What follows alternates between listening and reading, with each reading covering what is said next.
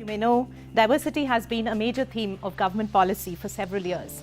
And while there has been some progress, many pension fund trustee boards and related investment companies still largely remain very undiverse.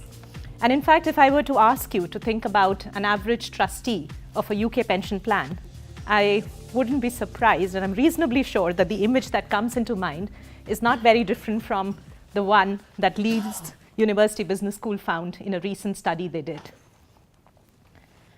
Now, there are many academic studies and real-world examples of how diversity is a key ingredient of improving governance and helping boards to make better decisions. And in this session, we are going to explore this theme of diversity, touching on what it means, how it can help pension schemes, and then more importantly, from a practical perspective, what steps pension schemes can take to improve and manage it on an ongoing basis.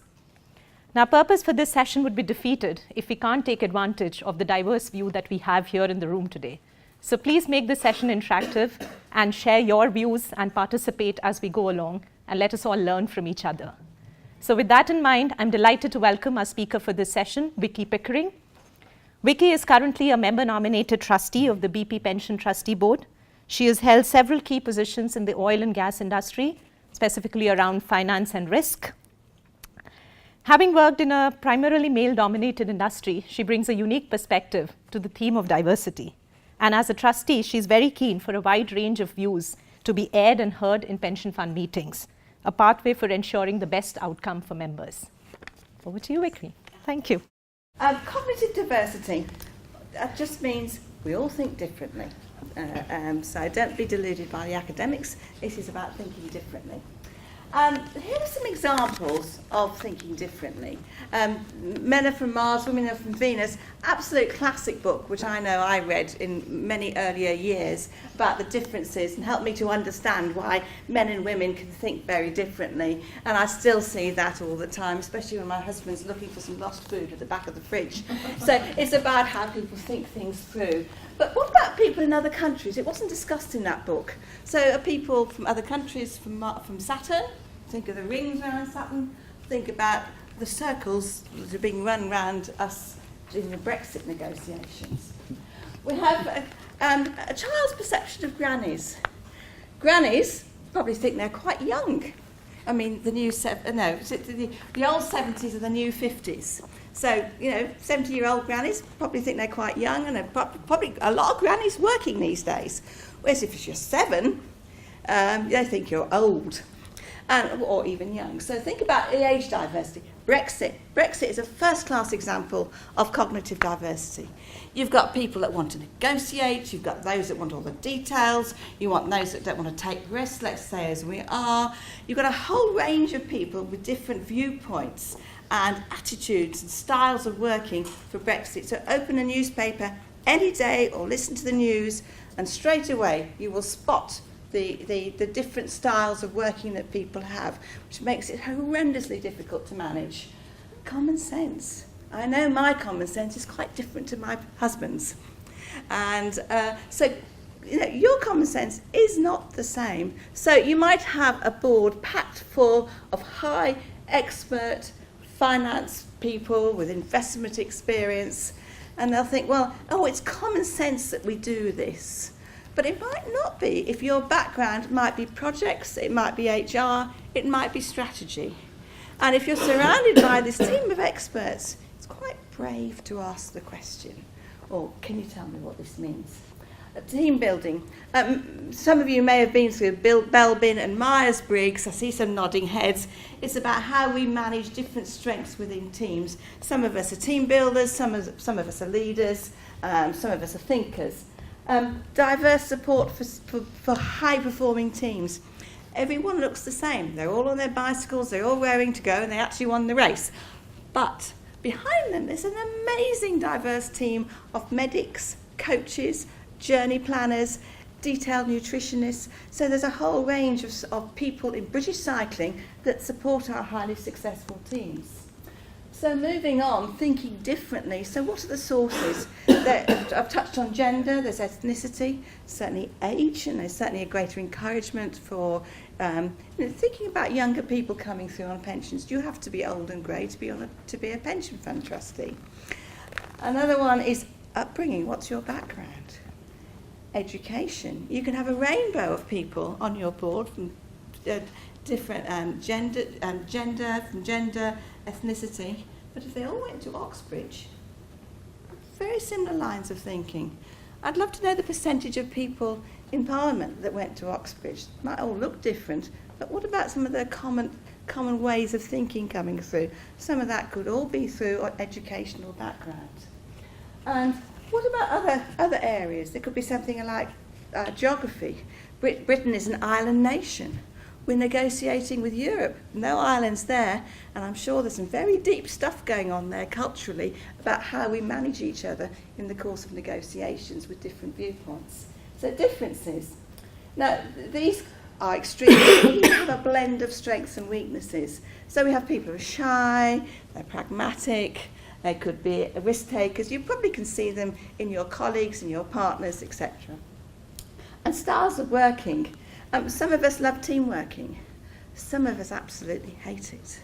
And you need to acknowledge that people feel differently. And I think some of the big high-tech companies like Microsoft these days, they actually have their offices are built to cater for the different kinds of thinking. You know, there's a room for a person, a computer and a desk, and the room is almost soundproof to just leave them to get on with their thinking. Whereas others, like big team meetings, talks and discussions, some even like the telly on in the background. So there's a whole range of the ways in which people work. And so it is about diversity, but it's about valuing the differences as opposed to shutting down the differences. So we all have our ways of thinking differently. And I think these are some of the ways that we may have come across in our work life. Insights is quite a simple, straightforward tool, and I know when I was at work, people used to say to me, "Oh, are you a red person or a blue person or a blend?" Or it works very well. It's quite in terms of a mixed team. I mean, the red thinkers were the big drivers, the pioneers and the drivers, whereas the blue guys were the real cool, calm thinkers and thought about the detail and worked things through.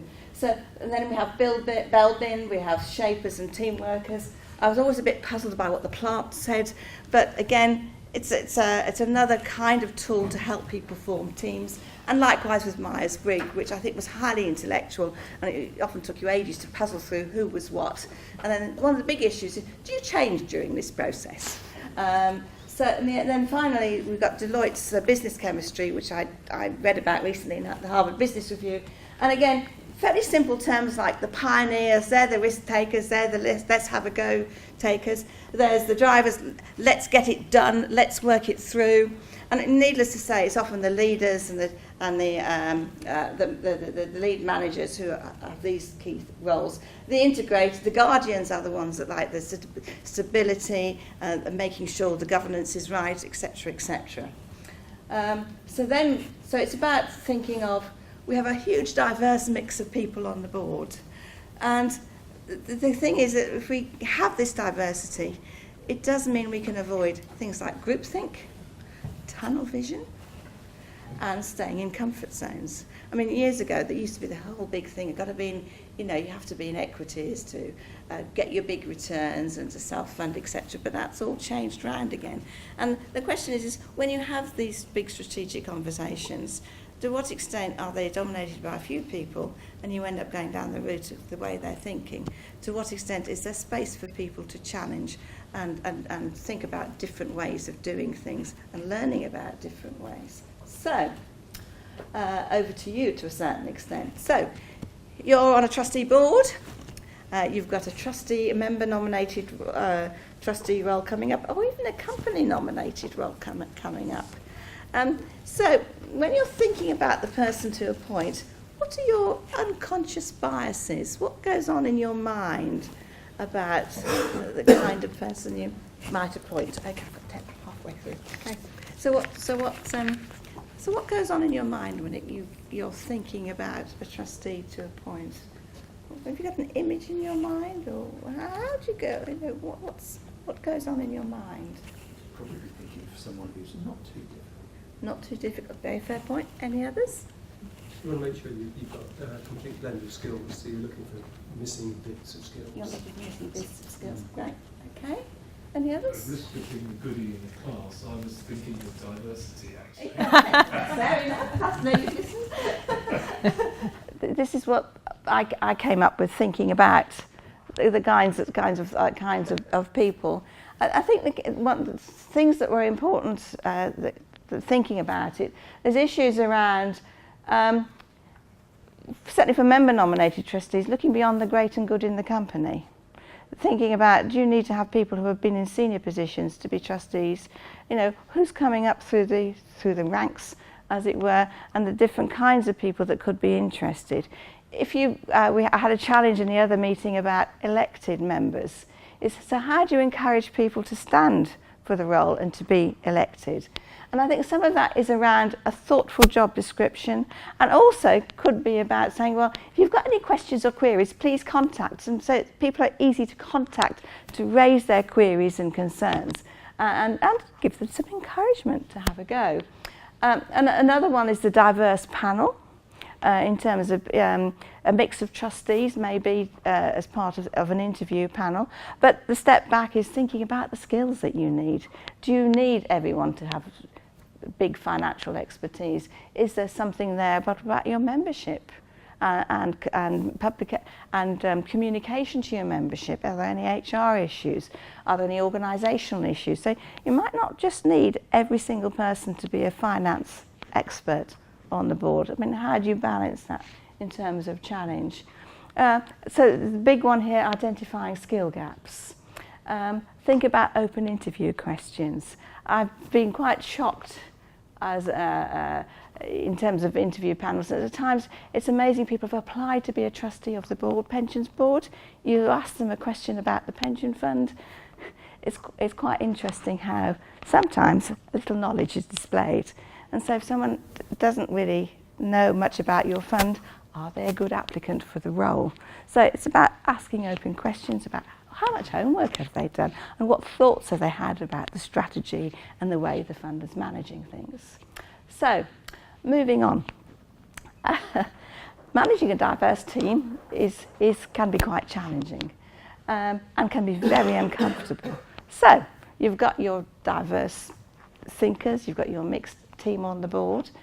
How do you get the best out of people? How do you manage that team?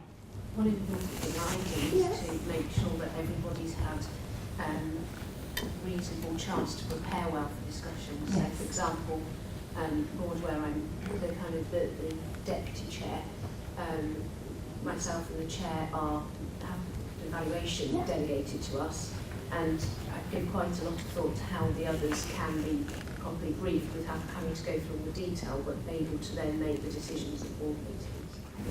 You mentioned open questions earlier. Yes. And actually framing the agenda items to encourage participation. Okay. Any other ways? I think giving them airtime at meetings. Yeah, that's important. Especially for the quiet ones. Just ask them whether they have any views.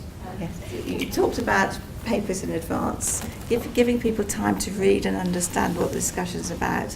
So that's one. Another one is around, get to know your colleagues. Think about their work styles. And how do you get to know them? It could be a dinner before the board meeting. I'll talk about away days later, but think about how you can get them to speak up and how you can encourage it. Another one is really being inclusive. There's different techniques as a chair. You can go around asking people specifically if they've got any comments to say, and not just a quick nod, but actually looking at them and saying, if you've got anything to say, or you were talking about this earlier, would you like to say more? So it's about encouraging people to speak. And also encouraging constructive argument as well. It's actually quite hard to argue, but it's about trying to remain constructive about the whole thing.